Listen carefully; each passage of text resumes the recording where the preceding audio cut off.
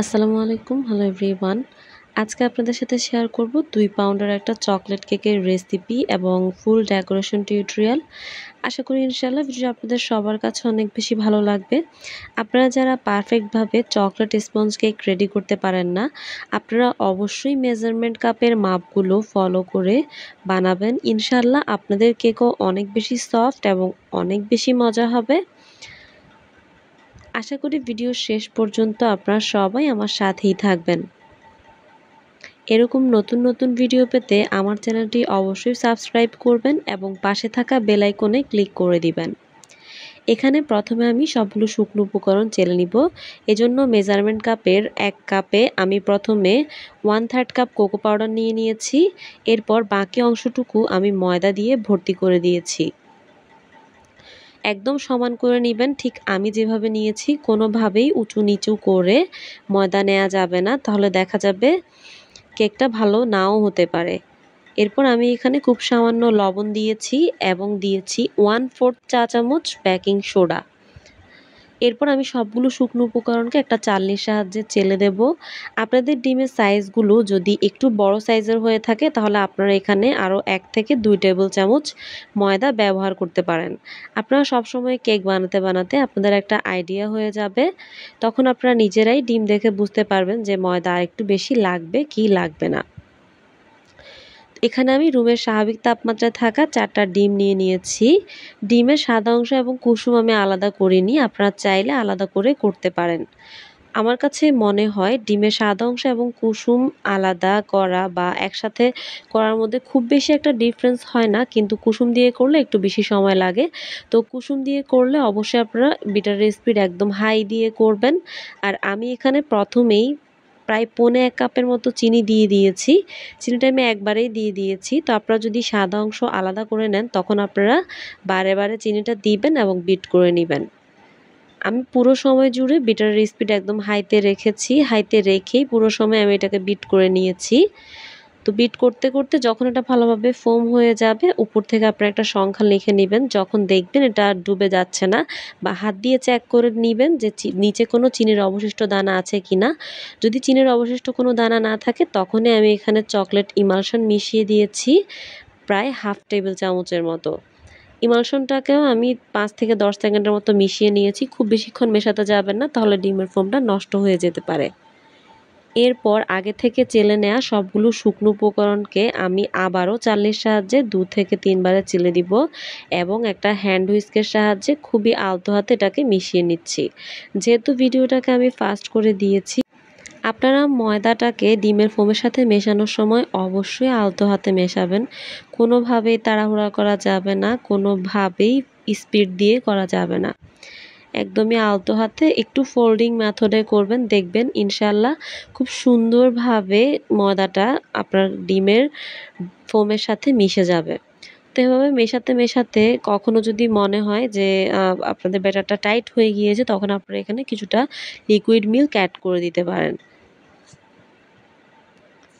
তো আমার মেশানো হয়ে গিয়েছে। এখন আমি এখানে 10 ইঞ্চি একটা মোল্ড নিয়ে নিয়েছি। মোল্ডে তেল বা বাটার ব্রাশ করা ছাড়াই একটা কাগজ বিছিয়ে দিয়েছি। এখন আমি পুরোটা ব্যাটার কেক মোল্ডে ঢেলে দিচ্ছি। এখন আমি একটু এটাকে ট্যাপ করে নিব যাতে এটার ভেতরে বাবলস থাকলে সেটা বেরিয়ে আসে। চুলায় আগে থেকে একটা হাঁড়ি বসিয়ে আমি এটাকে প্রিহিট করে নিয়েছি। আমি লবণ দিয়ে সবসময় চুলায় প্রিহিট করে নেই। তো চুলায় কেকটা আমার বসিয়ে দিয়ে এটা হয়েও এসেছে আলহামদুলিল্লাহ। আমি 30 থেকে 35 মিনিটের মতো সময় লেগেছে আমার কেকটা হতে। আমি সবসময় চুলায় কীভাবে কেক বেক করি আপনাদেরকে সবসময় দেখিয়ে থাকি, জন্য আজকে আলাদা করে দেখাইনি। তো আমার কেকটা রেডি হয়ে গিয়েছে, আপনারা নিশ্চয়ই দেখেই বুঝতে পারছেন মাশাআল্লাহ কতটা সফট হয়েছে আমার কেকটা। আপনারা আপনাদের পার্সোনাল চয়েস অনুযায়ী কেকটাকে 2 ভাগে, 3 ভাগে বা 4 ভাগেও স্লাইস করে নিতে পারেন। তো আমি একবারেই কেকটাকে কেক বোর্ডে সেট করে নিব, সেজন্য প্রথমে কেক বোর্ডে কিছুটা ক্রিম লাগিয়ে নিচ্ছি এবং উপরের অংশটাকে আমি নিচের দিকে করে নিয়েছি। এখন আমি কেকটাকে আমার পছন্দ অনুযায়ী স্লাইস করে নিব। আজকের কেকটাকে আমি 3টা লেয়ারে স্লাইস করে নিচ্ছি। তো আপনার কেকের হাইট অনুযায়ী আপনারা কেকটাকে কত ভাগে স্লাইস করবেন সেটার উপর ডিপেন্ড করবে। তো কেক বোর্ডটাকে আমি একটু ক্লিন করে নিয়েছি। এখন আমি পুরো কেক জুড়ে পরিমাণ মতো সুগার সিরাপ লাগিয়ে নিচ্ছি। স্পঞ্জ কেকে সুগার সিরাপ দেওয়াটা অনেক বেশি ইম্পর্ট্যান্ট। আপনারা যদি সুগার সিরাপ ইউজ না করেন তাহলে দেখা যাবে কেকটা ড্রাই হয়ে যাওয়ার চান্স থাকে। যেহেতু স্পঞ্জ কেকে তেল ব্যবহার করতে হয় না, আর আপনারা কেউ যদি চান তাহলে আপনারা তেলটা ব্যবহার করতে পারেন। তো সুগার সিরাপ দিয়ে দেওয়া হয়ে গেলে আমি একদম থিন লেয়ারে এখানে চকলেট হুইপ ক্রিম দিয়ে দিচ্ছি। চকলেট হুইপ ক্রিম দিয়ে দেওয়া হয়ে গেলে আমি এখানে চকলেট গানাশ ব্যবহার করছি। চকলেট কেকে চকলেট গানাশ এবং চকলেট চিপস দিলে কেকের টেস্ট অনেক গুণে বেড়ে যায়। তো আমি এখানে প্রায় 100 গ্রাম ডার্ক চকলেটের সাথে লিকুইড হুইপড ক্রিম এবং প্রায় 20 গ্রামের মতো বাটার মিশিয়ে এই চকলেট গানাশটা রেডি করে নিয়েছি। এই গানাশটাকেই আমি এখন কেকের লেয়ারে দিয়ে দিয়েছি। গানাশ দিয়ে দেওয়া হয়ে গেলে একটা প্যালেট নাইফের সাহায্যে চারিদিকে ছড়িয়ে দিয়েছি এবং পরিমাণ মতো চকলেট চিপস দিয়ে দিয়েছি। তো সেইমভাবে আমি এখন প্রত্যেকটা লেয়ারে সুগার সিরাপ, গানাশ এবং চকলেট চিপস দিয়ে নিব। আপনারা যারা চট্টগ্রাম সিটির ভেতরে আছেন আপনারা চাইলে আমার কাছ থেকে কেক অর্ডার করতে পারেন। পুরো চিটাগাং জুড়ে আমরা কেক হোম ডেলিভারি দিয়ে থাকি। সেই ক্ষেত্রে আপনাদেরকে অবশ্যই আগে 100 টাকা বিকাশে অ্যাডভান্স করতে হবে। আমরা নামমাত্র 100 টাকাটা অ্যাডভান্স নেই, কারণ দেখা যায় কিছু কিছু কাস্টমার অর্ডার দেওয়ার পরে অনেক সময় অর্ডারটা ক্যান্সেল করে দেয়, যার ফলে দেখা যায় আমাদের কেকের বেসটা থেকে যায় বা আমরা কেক রেডি করে ফেলি। এর মাধ্যমে আমরা অনেকটাই ক্ষতির সম্মুখীন হই, যার ফলে 100 টাকাটা আমরা নিয়ে থাকি। তো এরপরেও আপনাদের কারো যদি কোনো ট্রাস্ট ইস্যু থেকে থাকে তাহলে অবশ্যই আমার পেজের রিভিউ অপশনে গিয়ে রিভিউগুলো চেক করে আসবেন। আশা করি ইনশাআল্লাহ আপনারা কখনোই আমার কেক নিয়ে হতাশ হবেন না। তো আপনাদের সাথে কথা বলতে বলতে এই লেয়ারেও আমি চকলেট চিপস, সুগার সিরাপ এবং chocolate whipped cream, chocolate ganache দিয়ে নিয়েছি। এবার আমি কেকের সর্বশেষ লেয়ারও দিয়ে ফেলেছি। সেইমভাবে এই লেয়ারেও আমি সুগার সিরাপ লাগিয়ে নিচ্ছি। সুগার সিরাপ লাগিয়ে নেওয়া হয়ে গেলে এই পুরো কেকটাকে আমি প্রথমে ক্রাম কোটিং করে নিব। কেকটাকে ক্রাম কোটিং করে নেওয়াটা অনেক বেশি ইম্পর্ট্যান্ট, কারণ কেকে ক্রাম কোটিং করে না নিলে দেখা যাবে কেকে আপনারা যখন ফাইনাল ফিনিশিং দিবেন তখন এটাকে খুব সুন্দরভাবে আপনারা ফিনিশিং দিতে পারবেন না। কেকে গুঁড়ি গুঁড়ি ভাবগুলো উঠে আসতে চাইবে। তো এই লেয়ারেও আমি কিছুটা চকলেট গানাশ অ্যাড করে দিয়েছি।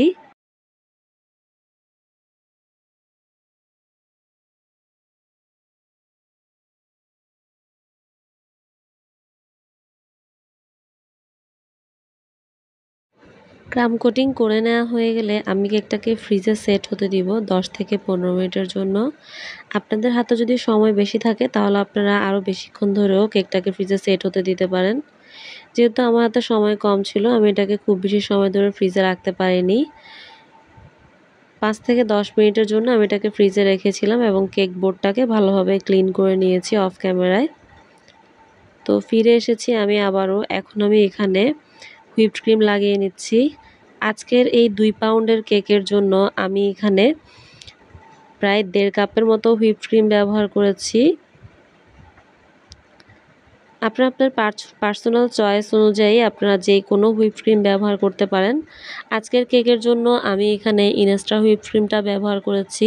আমার পার্সোনালি খুব পছন্দের ইনস্টা হুইপড ক্রিম। আপনাদের অনেকের কাছে এটা অপছন্দনীয় হতে পারে, অনেকে ট্রপিক্যাল ক্রিমটা খুব বেশি পছন্দ করে, কিন্তু ট্রপিক্যাল ক্রিমটা পার্সোনালি আমার কেন জানি একদমই ভালো লাগে না। দেখা যায় এসি ছাড়া বা ঠান্ডা ওয়েদার ছাড়া ট্রপিক্যাল দিয়ে আমি একদমই কাজ করতে পারি না, আমার অনেক বেশি কষ্ট হয়। তো আপনাদের সবার ক্ষেত্রে এই প্রবলেমটা নাও হতে পারে। আমার কেকে ফিনিশিং আনতে একটু প্রবলেম হচ্ছিল, যার কারণে আমি এখানে একটু পানি ছিটিয়ে দিচ্ছিলাম। আপনাদের কেকে কখনো যদি ফিনিশিং আনতে প্রবলেম হয় বা কেকে যদি বাবল ক্রিয়েট হয়ে থাকে তাহলে আপনারা অবশ্যই এভাবে একটু পানি ছিটিয়ে নেবেন, দেখবেন ইনশাআল্লাহ খুব সহজে আপনাদের কেকে ফিনিশিং চলে আসবে। তো এভাবে একটু পানি ছিটিয়ে দেওয়ার পর খুব ইজিলি আমার কেকে আলহামদুলিল্লাহ ফিনিশিং চলে এসেছে। আপনি একটু স্ক্রিনে লক্ষ্য করলেই বুঝতে পারবেন। সাইডের ফিনিশিং দিয়ে দেওয়া হয়ে গেলে আমি একটা ব্রেড নাইফের সাহায্যে কেকের উপরিভাগেও ফিনিশিং দিয়ে নিচ্ছি। তো উপরে যেহেতু পানি লাগিয়েছি ওটাকে প্রথমে চারদিকে ভালোভাবে ছড়িয়ে দিচ্ছি। এরপর এক সাইড থেকে সোয়াচ করে করে আমি সব দিক থেকে ক্রিমটাকে মাঝখান দিয়ে এনে দিব এবং এটাকে ফিনিশিং দিয়ে নিব। তো কেকটাকে আমি ফিনিশিং দিয়ে নিয়েছি। তো এখানে আমি অফ ক্যামেরায় ফন্ডেন্টে একটা লেখা লিখে নিয়েছিলাম। আমার কাস্টমার আমাকে যে লেখাটা লিখতে বলেছিল। তো এটা একটা প্রি ওয়েডিংয়ের কেক ছিল, তো আমি সেভাবে লেখাটাকে লিখে নিয়েছি। তো এটা আমি একদম মাঝ বরাবরে রেখেছি। এটা চারো সাইডে কিছু সানফ্লাওয়ার হবে।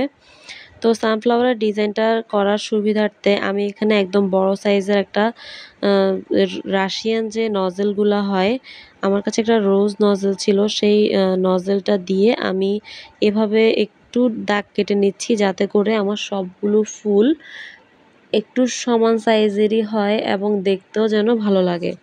তো পুরো কেকের উপরে আমি এভাবে এটা দিয়ে একটা ছাপ দিয়ে নিয়েছি, যার ফলে আমার এই ডেকোরেশনটা করতে অনেক বেশি ইজি হয়েছে।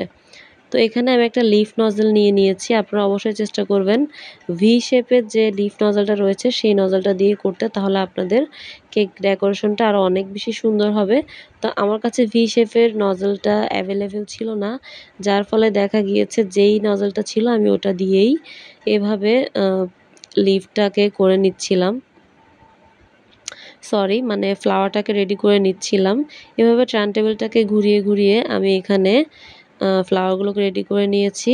তো এখানে আমি কিছুটা ক্রিমের মধ্যে রেডম্যানের লেমন যে ইয়েলো কালার রয়েছে সেই লেমন ইয়েলো কালার মিশিয়ে এই ক্রিমটাকে রেডি করে নিচ্ছি।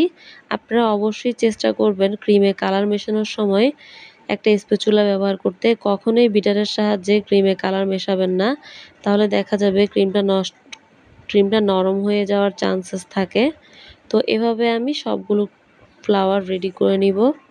তো উপরে যে ফ্লাওয়ারগুলো করেছি সেম ফ্লাওয়ারগুলো কেকের সাইডেও করে নিয়েছি এবং কেকের নিচের সাইডে সেম লিফ নজল দিয়ে আমি একটা বর্ডার রেডি করে দিয়েছি। তো এরপর কিছুটা ক্রিমের মধ্যে আমি এখানে মেল্ট করা চকলেট মিশিয়ে নিয়েছি। এখন আমি ফ্লাওয়ারগুলোর মাঝখান থেকে এভাবে ডেকোর করে দিচ্ছি। তো প্রত্যেকটা ফ্লাওয়ারের মাঝেই আমি এভাবে ডিজাইন করে দিব। এই পুরো কেকটা জুড়ে গোল্ডেন সুগার স্প্রিঙ্কেলস এবং হোয়াইট সুগার স্প্রিঙ্কেলস দেয়া ছিল। আমাকে যে ছবিটা প্রেফার করা হয়েছিল সেখানে ঠিক এভাবেই ছিল। এখানে একদম মিনি সাইজের যে হোয়াইট সুগার বলগুলো রয়েছে সেগুলো দিয়েছে এবং গোল্ডেন যে মিডিয়াম সাইজের কিছু ছোট সুগার বল পাওয়া যায় সেগুলো দেয়া ছিল। তো সেভাবেই আমি আমার কেক ডেকোরেশন শেষ করেছি। কেকটা ক্যামেরায় যতটা না ভালো লাগছিল, বাস্তবে কেকটা দেখতে মাশাআল্লাহ মাশাআল্লাহ আলহামদুলিল্লাহ অনেক বেশি সুন্দর লাগছিল। আলহামদুলিল্লাহ আমার কাস্টমারও আমার কেকটা অনেক বেশি পছন্দ করেছে। কাস্টমারের রিভিউ পেতে একটু দেরি হয় বলে দেখা যায় সবসময় সব পোস্টের সাথে কাস্টমারের রিভিউটা অ্যাটাচ করা হয় না, কিন্তু আমি সবসময় ট্রাই করি কাস্টমারের রিভিউটা কেকের ছবির সাথে অ্যাড করে দিতে। তো খুব সিম্পল কেক, অথচ কেকটা দেখতে মাশাআল্লাহ অনেক বেশি ভালো লাগছিল। আশা করি আপনাদের কাছেও আজকের ভিডিও টিউটোরিয়ালটা অনেক বেশি ভালো লেগেছে। আপনারা সবাই আমার পরিবারের জন্য দোয়া করবেন। এরকম নতুন নতুন ভিডিও পেতে আমার চ্যানেলটি অবশ্যই সাবস্ক্রাইব করবেন। আজ এ পর্যন্তই, দেখা হবে অন্য কোনো দিন অন্য কোনো ভিডিওতে। সে পর্যন্ত ভালো থাকবেন, সুস্থ থাকবেন। আল্লাহ হাফেজ।